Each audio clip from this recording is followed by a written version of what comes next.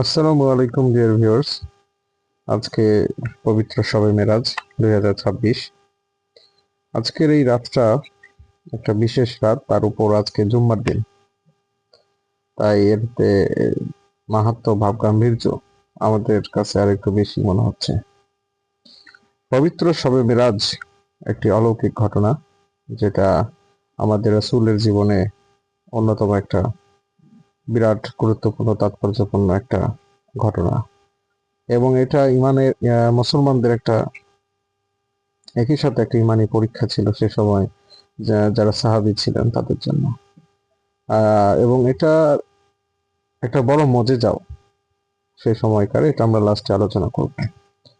তো আজকের এই দিনে আমাদের রাসূল সাল্লাল্লাহু আলাইহি সাল্লাম রাতের এক তৃতীয়াংশে আল্লাহ রাব্বুল ইজ্জতের আমন্ত্রণে হযরত জিবরাইল আলাইহিস সালাম দুনিয়াতে অবতরণ করেন বুরাক নামক একটি প্রাণী নিয়ে, যেটা খুবই দ্রুত চলে, আলোর চেয়েও মনে হয় দ্রুত চলে সম্ভবত। আমার আসলে বিষয়ে খুব একটা জ্ঞান নাই বোরাকের সম্পর্কে। এটা সম্ভবত জান্নাতের একটা বাহন। কিন্তু আল্লাহ রাব্বুল ইজ্জত আমাদের রাসূলকে এতটাই সম্মানিত করেছেন যে ওই রাতে আল্লাহ এই বোরাককে দুনিয়ার মাটিতে পাঠিয়েছিলেন যেন রাসূলের ভ্রমণটা খুব স্মুথলি হয় এবং খুব আরামদায়ক হয়। তো এই বোরাকে করে প্রথমে রাসূল সাল্লাল্লাহু আলাইহি সাল্লাম গেলেন বাইতুল্লাহ শরীফ থেকে বাইতুল মাকদাসে। বাইতুল মাকদাস এবং বাইতুল্লাহর মাঝখানে 40 রাতের দূরত্ব সে সময়ের হিসাবে, কিন্তু চোখের পলকে তিনি চলে গিয়েছিলেন।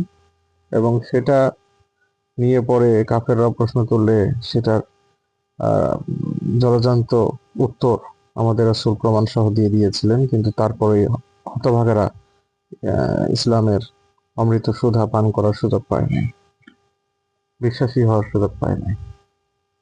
তো অনেকেই পায় নাই, অনেকে পাইছে, যাই হোক।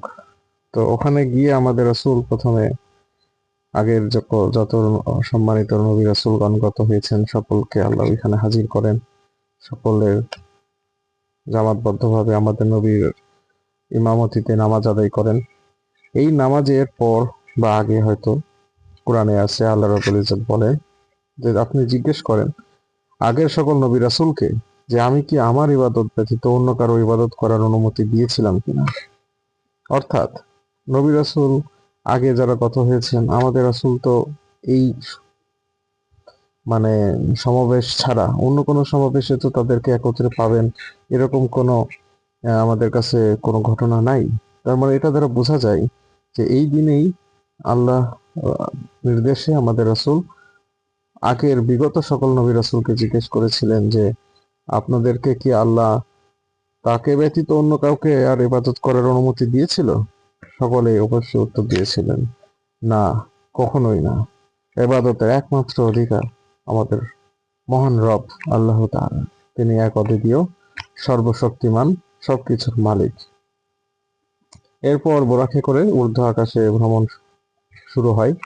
ক্রমান্বয়ে প্রথম আকাশ, দ্বিতীয়, তৃতীয়, চতুর্থ, পঞ্চম, ষষ্ঠ, প্রত্যেকটা আকাশের ভেতরে অসংখ্য মাখলুক এবং আল্লাহ রাব্বুল ইজ্জতের নাজ নিয়ামত সৃষ্টি সবকিছু দেখতে দেখতে আমাদের রাসূল সম্মানে উপরের দিকে উঠতে থাকেন, এবং সপ্তম আকাশের পর সিদরাতুল মুনতাহা নামক স্থানে গিয়ে যেখানে সৃষ্টির শেষ হয় এবং সেখানে আর মানুষের বা অন্য কোনো প্রাণীর অথবা মাখলুকের যাওয়ার আর কোনো সুযোগ নাই, যেখানে মহান রবের আরশ, সেখানে গিয়ে হযরত জিবরাইল আলাইহিস সালাম বিদায় নেন এবং আমাদের হযরত মুহাম্মদ সাল্লাল্লাহু আলাইহি সাল্লামের একক ভ্রমণ শুরু হয়।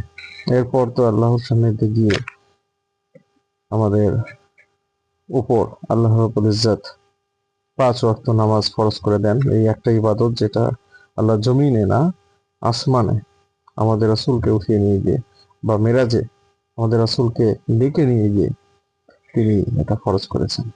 তো এটার একটু আলাদা অবশ্যই একটা মর্তবা আছে, এবং আমরা কিতাবেও পাই বিভিন্ন যে একজন মুসলমান যখন নামাজে যায়, সিজদায় যায়, তখন সে এরকম আল্লাহর কাছে চলে আসে, করিব হয় অনেক, আল্লাহর সান্নিধ্যে চলে আসে, এবং সেটাও একটা মেরাজ।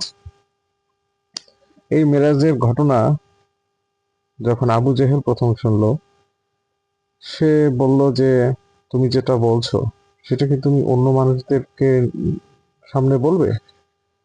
আমাদের রাসূল সাল্লাল্লাহু আলাইহি সাল্লাম বলল, হ্যাঁ অবশ্যই বলবো। তখন তিনি সকল মানুষকে ডেকে নিয়ে এসে জড়ো করে বলল যে দেখো মোহাম্মদ কি বলে সাল্লাল্লাহু আলাইহি ওয়াসাল্লাম।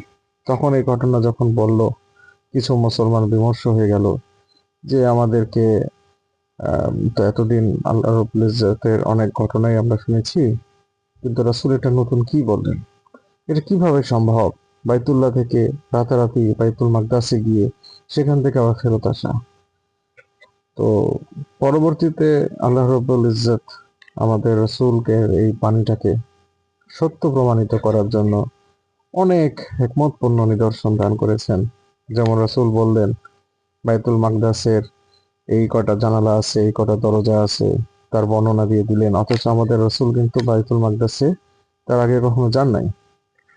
এরপর তিনি বললেন যে এখানে কাফেলা আসবে, কাফেলা পৌঁছাবে, তাদের সাথে রাস্তায় আমার দেখা হয়েছে, আমি তাদের কাছ থেকে পানি খেয়েছি, তাদের একটা উট হারিয়ে গিয়েছিল, সেই উটটাকে আমি খুঁজে দিতে সাহায্য করেছি। সকল বর্ণনা যখন মিলে গেল, এই হতভাগারা তারপরও বিশ্বাস না করে তাদের যে অন্ধবিশ্বাস তার উপর অবিচল থাকলো এবং ধ্বংসের পথে চলে গেল। কিন্তু এই ঘটনাটা যখন আবু বকর রাদিয়াল্লাহু তাআলা আনহু শুনলেন, তিনি without any question, without any hesitation, without any thinking, তিনি ডাইরেক্ট বলে দিলেন যে আল্লাহ নবী যা বলেছেন সবই সত্য। মাশাআল্লাহ। তার ইয়াকিন এত মজবুত ছিল, বিশ্বাস এত মজবুত ছিল, এই জন্যই তাকে সিদ্দিক বলা হয়, যে তিনি বিশ্বাসী। তো এই হচ্ছে এই সংক্ষেপে আর কি ঘটনাটা। আমাদের জীবনে প্রতি দিনই আল্লাহ রাব্বুল ইজ্জত মেরাজের একটা ব্যবস্থা রেখেছেন। আর আল্লাহ রাব্বুল ইজ্জত তার বান্দাদেরকে এতটাই ভালোবাসেন যে তিনি একবার না, দুইবার না, তিনবার না, পাঁচবার তিনি তার কাছে তার বান্দাদেরকে ডাকেন। এবং শুধু ডাকেন না, কার কি সমস্যা আছে সেটা শোনার জন্য তিনি অধীর আগ্রহে অপেক্ষা করেন। অভাব, মানুষের দুঃখ, কষ্ট, বেদনা, এগুলো মানুষ সেজদায় গিয়ে চোখের পানি ফেলে যখন বলে, তখন মহান রব তিনি সেগুলোকে কবুল করেন। যেটা বান্দার জন্য ভালো হয় সেটা তিনি কবুল করেন এবং সেটা তৎক্ষণাৎ ভাবে দিয়ে দেন। আর যেটা বান্দার জন্য খারাপ হয়, বান্দার জন্য যেটা ভালো হবে না, তিনি সেটাও কবুল করেন, কিন্তু সেটাকে তিনি ভালো দ্বারা রিপ্লেস করে ভালো উত্তম জিনিসটা তিনি দান করেন। এর ভিতরেও আমাদের ধৈর্য ধরতে হবে, আমাদেরকে অবশ্যই আল্লাহর সিদ্ধান্তের উপরে বিশ্বাস রাখতে হবে। কারণ আমরা তো আমাদের ভবিষ্যৎ বা আমাদের ভালো মন্দ আমরা নিজেরা অতটা ভালো বুঝবো না যতটা আমাদের স্রষ্টা বুঝবেন, এবং তিনি আমাদের উপর যেটা ভালো হয় সেটাই তিনি অবশ্যই করবেন, ঘটাবেন, এটাই সত্য কথা। আর একটা বিষয়, যে সময়ের যে একটা হেরফের, আপেক্ষিকতা তত্ত্ব অনেকে আছে। আল্লাহ রাব্বুল ইজ্জত ২৭ বছর, আমি অনেক জায়গায় শুনেছি যে ২৭ বছর ধরে মেরাজটা সংগঠিত হয়েছিলেন এবং সৃষ্টির সকল কিছু আল্লাহ খুব মানে একদম ডিটেলসে নবীজিকে দেখাইয়াছিলেন, এই দেখানোর ব্যবস্থা করেছিলেন এই ভ্রমণের মাধ্যমে। আর আল্লাহ রাব্বুল ইজ্জতের ভ্রমণ যে মানে সৃষ্টির জগৎ যে কত বিশাল, সেটা তো আর আমরা এখন আহ মানে কসমোলজি বা আমাদের এখানে কসমোলজি, সরি, যারা হচ্ছে মহাজাগতিক বিষয় নিয়ে গবেষণা করেন তারাই জানেন যে আমরা কত ক্ষুদ্র জায়গায় অবস্থান করছি, কিন্তু আমাদের কাছে এটা কত বিশাল। আমাদের এই বিশাল যে মহাজগতে, ইউনিভার্সে ভেতরে একটা যে সরষের দানার মতো, তাহলে এরকম হাজার হাজার কত গ্রহ নক্ষত্র আছে।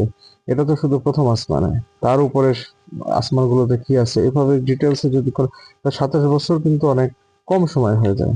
কিন্তু এরা বলে যাতে এরা ভালো জানেন যে কতদিন কত সময় এইটা কিন্তু ফ্রিজ করা ছিল। এটাও কিন্তু একটা মহা বড় একটা নিদর্শন যে আমার রব কত ক্ষমতাধর, কত শক্তিশালী। তিনি সময়কে ফ্রিজ করে রাখতে পারেন ২৭টি বছর, ১ সেকেন্ড এদিক ওদিক হওয়ার সুযোগ নাই।